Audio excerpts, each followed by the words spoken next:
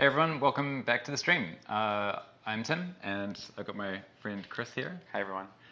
Chris is the lead designer on Sky. I'm the director of online experience. We're going to be playing through a bit of Sky today, celebrating 1 week live, 1 week since the official launch date, and we're going to be fielding a bunch of questions from you guys. As always, we're doing this weekly stream every week, bringing in a new member of the team to talk about their role in developing the game. So the level we're going to play today is Sunset, which Chris was responsible for. Sure. And so, and we're also going to be looking at the Adventure Pass, which me and my team were involved with, or responsible for. And we're going to be walking through the mechanics of how that works. We're going to progress through a little bit of it. And if you guys want to join us, then you can come and meet us in the Sunset social area. A lot of people playing the game at the moment, so it's like a lot of people. I think we're over 1 million players worldwide. We are over. I think we're up to about 1.5 million players now. At any one time, there's over about 10,000 people in the game. So it's going to get a little trickier for us to sync with you guys and we're gonna actually have to figure make out a sure way we're to in the like same. do some connects or like host some events or something where we can actually walk with people very specifically. But you can see what we're wearing anyway, and it's like if you want to come and play along, then you can join us in the Sunset social area. We're going to do a little bit of a hangout in home for a second and just talk about the Adventure Pass and the constellations and the spirits and stuff, and all the mechanics and how those work. So and then we'll go in there. But just quickly before we get underway, we're doing giveaways again. So if you ask questions on the stream in Twitch, and your question gets picked to be passed on to me. I'm fielding the questions from our dedicated community manager, Chris, behind the scenes, who's looking through all of your stream and passing them on. Then we will send you a sticker pack and send you some candles in the game as well. So it's giveaway time and playtime. Cool. Anything else you want to say before we get started, Chris? No, I'm excited for you to kind of like lead me and kind of get us into what we want to talk about today. Cool. Okay, sweet. So let's have a quick chat about Adventure Pass and the Season of Gratitude and what it is. So the Season of Gratitude lasts for 6 weeks in the game. It started a week ago, so we're 1 week in. And it stars a collection of traveling spirits who have made their way to Sky for a limited amount of time. And your goal within the season is to find each of these spirits in each of the lands and to then bring them light, to restore their light, and then collect various different rewards like the cosmetics and blessings off them. And then if you complete the whole constellation, if you find all the spirits and you complete their individual constellations, then there's an ultimate reward, which is the deer mask that you can see on our quest giver spirit here. Now, the main way that you are going to collect the seasonal currency in the Adventure Pass is these daily quests, which we're going to show you now. So the quest giver stands in front of the portal to the land where all the quests are happening that day. So we can see there's 4 quests today: to wave at a friend, to meditate in the Citadel, to forge a candle, and to find a specific spirit in the level, and we're going to go and play that spirit's quest. And if we tap on that spirit again, Chris, then you can tap on the Adventure Pass FAQ in the bottom left corner. Yeah, sure. And just sort of a reminder that the screen is here whenever you want to know more about how the Adventure Pass works. You can scroll back and forth and get a step-by-step explanation of finding the spirits, ending the candles, completing the quests, doing the unlocking the seasonal items, and using the meditation shrines, which we are going to go and have a look at. And there's a link to the FAQ in the corner here as well. Yeah, so the FAQ has it even more in-depth and fleshed out, and we actually have a new blog post coming, which is another way for you to sort of get a full rundown of how everything works, and obviously we're playing through it now as well. Cool.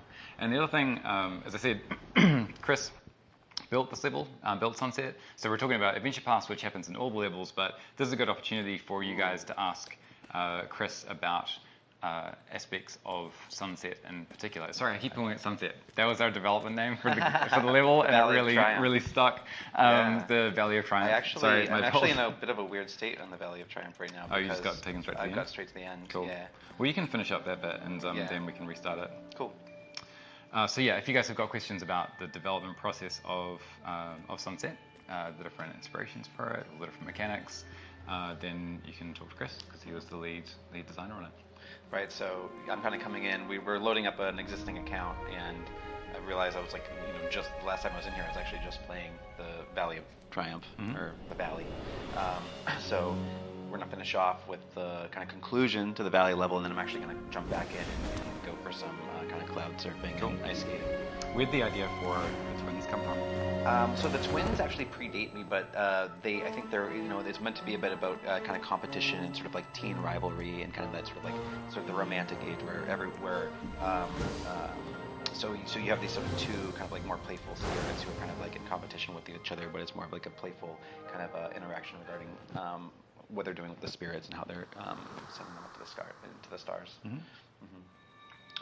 So in the Valley going forward, you could expect to see us, potentially like hosting more events there, doing like competitions, kind of like race-like things, and anything that sort of speaks to sort of sport and and that will find its way into the Valley land.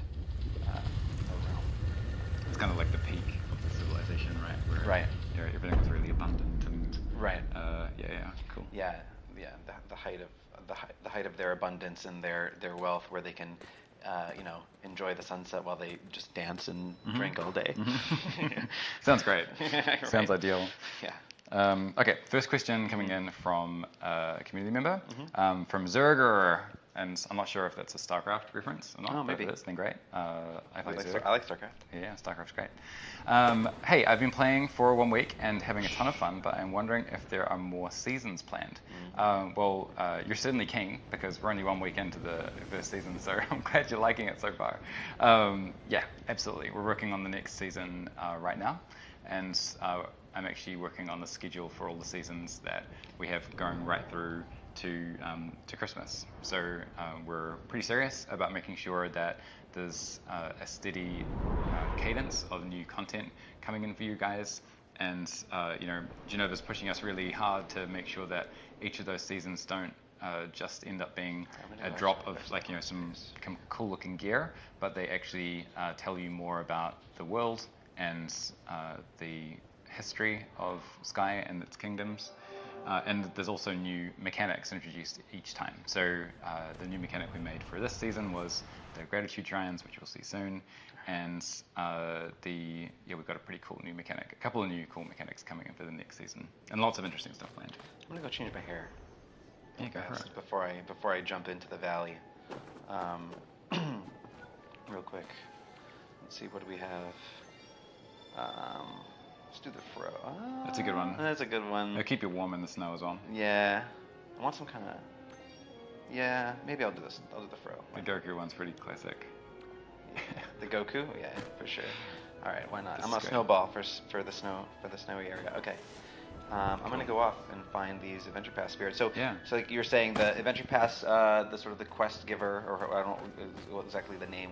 It's always a struggle giving them names because we try not to name them really, because they, we kind of we just let the spirit kind of speak for themselves.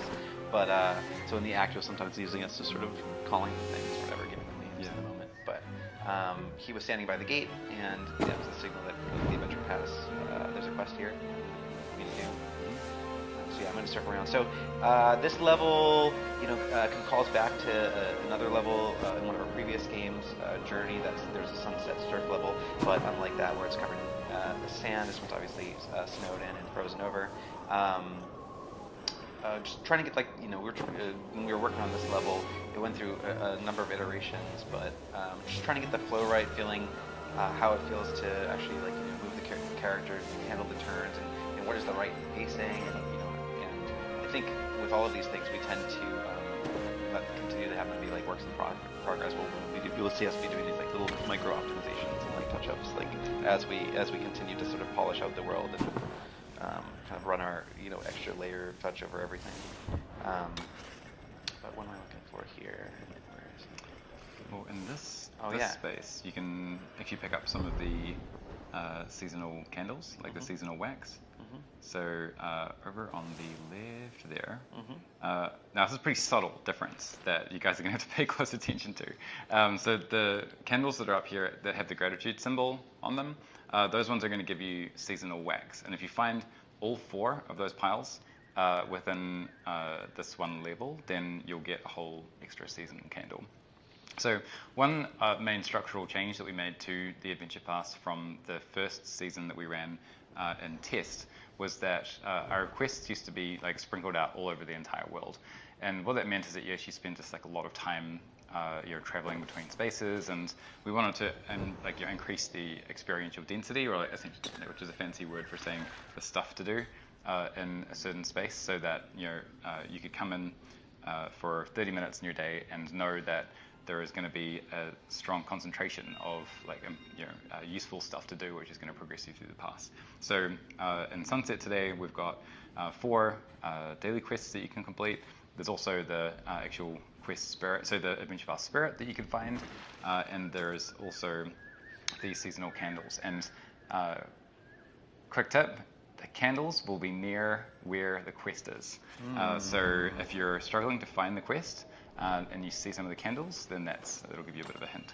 So you're saying that me stepping around here thinking there's nothing here is probably a bad call, and I should do a little bit more hunting. Yeah, let's have a look around the hills. Because, in fact, actually, do we have any friends around? It'd be great to have some friends to help us give some wind buff. That would be quite nice. Yeah. No, we're not, or even just get some energy to actually fly up there. Yeah, maybe even just hang out in the middle and see if some people come and join us. Stream. So if you're on the stream, come hang out, and let's go and find these spirits up in the mountains around this area. I want to get and up complete there. one of these quests. I feel like that was enough of a hint. And become friends. Mm-hmm. While we're hanging out, we will ask them the question. So this is a good one from Reika Amarok. Mm-hmm. What unexpected challenges did you come across when developing Sky? Oh, so many. There's there's a lot of different kind of there's old ideas from sort of our past games and all sorts of new ones, and so figuring out. There's all sorts of ways to answer that question, but maybe to give an interesting example, I think figuring out how much of the one of the things that was maybe central to figuring out kind of the core structure of the game is how we want to handle the sort of linear arcs, that you get that feeling of kind of that going to Mordor, kind of like Lord of the Rings moment, where you kind of completes that journey for you, and then when that concludes, something that opens up to more of an ongoing sort of. I saw an article call it an adventure park for altruism, but going from the sort of linear experience that kind of taps you into something, touches you emotionally, makes you feel connected to something bigger, and then opening up that bigger thing to you and saying, okay, now that you've been shepherded before, you've kind of gone on this quest and been guided through, look at how much more there is here, and then how do those experiences play into each other was sort of a constant process. And I know in earlier versions of the game, going much more open, and later version, going strictly linear, and then landing somewhere where we understand the sort of how they complement each other better. Yeah, so that really was a process of iteration, trying to figure out how to layer in those repeatable elements of gameplay, like we're looking at today. So, like Sunset, as Chris said, you're trying is based on like a level from Journey, as like a homage to that, which was very much like a linear skating downhill sort of thing. And in its first iterations, that pretty much was how it worked. And over time, we added in these. I'm gonna modify this level. What do we call them again? These like stoppage spaces, these social areas where you can sort of. Oh yeah, in Journey we used to use the term slowdown areas. Slowdown areas, yeah. So the slowdown areas are good opportunities for people to congregate and to form teams. And here, we've used these spaces to later in a few different challenges, and the ice skating rink, which Reiki came up with, I think. I'm wondering if I have like a weird. Sorry. And then the other thing we've done with this level, and actually a lot of the levels, I think it was probably about a year ago that we did this, was we actually made them non-linear as well. Right. So there's like different directions you can go in. So here, one of the doors will take us to the Citadel, and the other direction will take us to the I think I'm going to go to the race. Citadel and do the Meditate Above the Citadel arc quest. Cool. Give it a crack. Yeah, cool. Hopefully you've got enough spirits. Yeah, that is a good question. How many do I have? I think you're going to need 2. Well, give it a go. Yeah, for sure. What we got, buddy? 2 out of 2. Heyo. All right. That's what I need to see. Cool. So we're going to go and check out the Citadel, which is a level that Atlas and Reka were working on for a while. Mhm. And this is a whole new addition to the game, probably, I don't know, what, 6 months ago? Yeah, it came in. It was pretty awesome to see because, for a long time, as we're kind of figuring out that core structure, we get these sort of base levels in, but then, which kind of was like, oh, the valley is this particularly race level, but then it was like, well, what about a valley level that feels like you're up above the clouds, or like, up at the peak, what does that feel like? And so, as we sort of expand the world and flesh it out, that's been interesting to see. But yeah, this was one of the later levels that came in. Yeah. So I think Reka actually talked about her work on this in a previous live stream, cool. but we will get her back because that was a stream that one of our test streams that happened before we went live. So she's got a lot of cool things to say about the process and how that builds. And I think everyone really loves the architecture of this space. Does everyone see these pro moves I'm doing where I'm charging off of these birds to keep rising? Yeah. You've been playing this game for a while. I am. Yeah. Well, it's true. Should we go and find the meditation shrine and Yeah. talk about those? Go and see some of the cute messages that people have left. Where is the meditation? I think it's under the arch down there a it bit is, lower. right? No. That's that. That's Right not there? today's one. There's another one over the on top of the arch. On down the top. bottom. Oh, okay. I'm gonna fall. I think on the other side. Oh. Oh, there's people here. Oh, cool. Dropping down or going up? Down. Damn. We're going down. Drop my wings. While we're finding that, I'm going to go to another question. Oh, okay. All right. So DWN037 asks, what made you decide to change the race from a competition thing to more of a collaborative thing? It was I think in part form was to make the game kind of speak to itself as a whole better. There wasn't really an explicit competition thing. That's not to say that we won't look to kind of bring some more of that kind of thing back. But at least in terms of like when we're looking at the game kind of coming up towards ship, we're having say it's like, okay, well, the whole game is kind of speaking and functioning this way rather than to kind of confuse players. How can we make it more alike than different? And then we'll kind of come in later, probably doing a themed.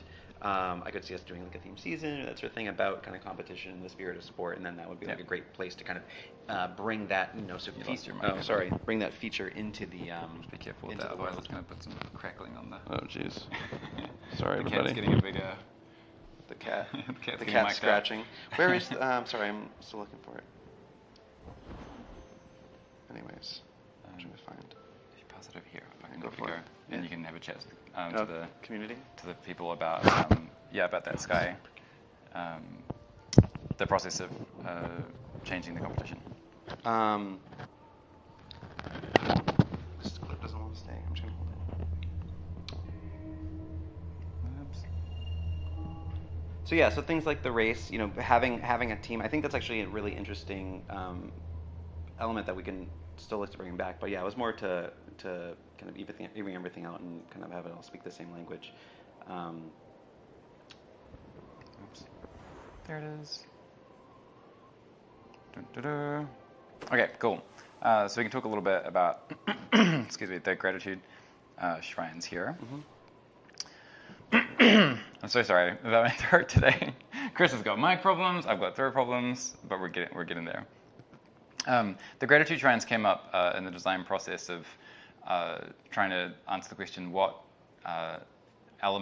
positive element of your humanity can we reinforce with each of the seasons? And this one was gratitude. And so what we wanted to do is use the candle mechanic that we have in the game that allows us to place message candles in the world and reformat that so that it was more contextual. So we're actually challenging people to think about something that they're grateful for in their life. So we have a whole bunch of different prompts.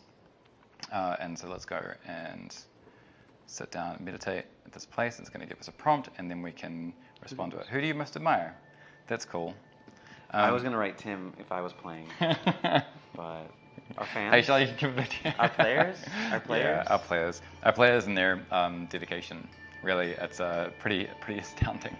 The amount of time and energy and commitment and love you guys put into it. And patience. Yeah. Oh yeah, for sure. Players. It's nice that I get to sleep at night. Yeah. Yeah, no, for sure. Nice. Cool. Woo. And then you can go and they can go and Great. upvote that. Is that true? That's right. So we completed our daily quests for doing doing that little mutation. So we'll get a seasonal candle when we go back to the home space. But we can also go and read other people's candles. Oh, that's cute. Someone said they're grateful for That's so me. nice. Yeah, that's really nice. Very Like to funny. hear that. The one's better than me. Oh. No. So this is a really you're cute. great yourself. Dwayne Johnson. Sure. Dwayne Johnson, the Rock. Most Dwayne admire. Johnson. Yeah. He's done a lot. Do you want to have a bit more of a play around? Looks sure. like some people have come to I'll hang just out say with hi. us as well. Hi everyone. Yeah. Oh, someone's making friends with me. So oh wow, I'm popular. this has been a good way of like finding your commonality and I'm using random names. I haven't with players in the game. I don't know. I find that some of the more heartwarming moments that I've had recently in the game have been when I've shared like quite a personal note, like in one of the shrines, and then I've looked at another person's candle, and it's been like similar or reinforced. It's sort of one of the things that we've been open or vulnerable about, which has been really nice. It's all popping off. It's all everyone's trying to talk. Got the handholds going on. That's great. What's happening, guys? Oh man, everyone's chibi. They're talking. I can't see what you're saying. So it's our ambition with the extra seasons that the challenge that we've been given as designers for the seasonal content and new features that come out is that each season should make the game more Sky, which to me means to make it to really emphasize the things that make the game special, and that like aspiration that we have for it to spark meaningful human connection. So I mean, we've got a long way to go. We've got a great foundation now, but there's so much more we can do. Now the park is open, we can start to play and experiment with tons more stuff like this. We have so many more questions, Chris. Oh, man. So let's rip through a few of them. Please. Why don't we put the game down for a second actually and do like a Q&A? quick Q&A. We'll try and rip through a couple of these, Sure. and then we've just got a few more minutes, and then we have to wrap great. up. Is that cool? That sounds great. Okay, so from Alex, this game is truly beautiful. Will more pants outfits come like the ones on the winter event? Oh.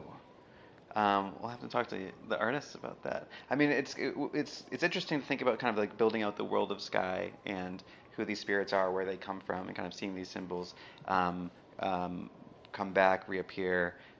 So it's not out of the question that those winter spirits or those people that you love might make a return. Cool. Okay. One more question.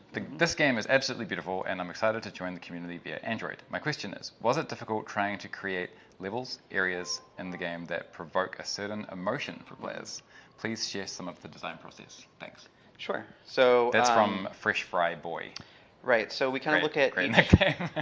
So we look at each realm as sort of evoking a different, we say life stage. So the first level maybe feeling more innocent, sort of like dawn is sort of you're just emerging onto the shore, and then day it's sort of that youthful play, it's that joy. Rain, a bit more kind of teenage curiosity. There's a little danger out there, but you're kind of okay getting a little muddy and wet. Then sorry, I'm using our dev names again. Yeah. Day, rain, sunset. It's so hard. It's hard to get out of Prairie, that. dawn, Yeah. Isle of Dawn, prairie. Yeah. Internal development names. These like shorthand, and they exist. This game's been going on for a long time, so we have these. Yeah. The grooves are dug in deep. So how it feels to move in the space, the shape language of that space, the lighting in that space, the drama, the music, all kind of combine to create a feeling, and then we think about on top of that, what are the sort of what's the play experience like? What is are there more resources? Is it more abundant in giving, or are there less and it feels more like you have to scavenge? Is there a higher like risk return, sort of risk reward? So if we want a feeling of sort of danger, but when you're coming out and success or something, and then. I also like to think about, at least even going forward, think about the kind of play, building out Sky. We think about players in relation to each other, just in physical space, what it means to fly with another person, hold their hand, this and that. And then, we have these light and dark creatures, things that attract and things that push you away.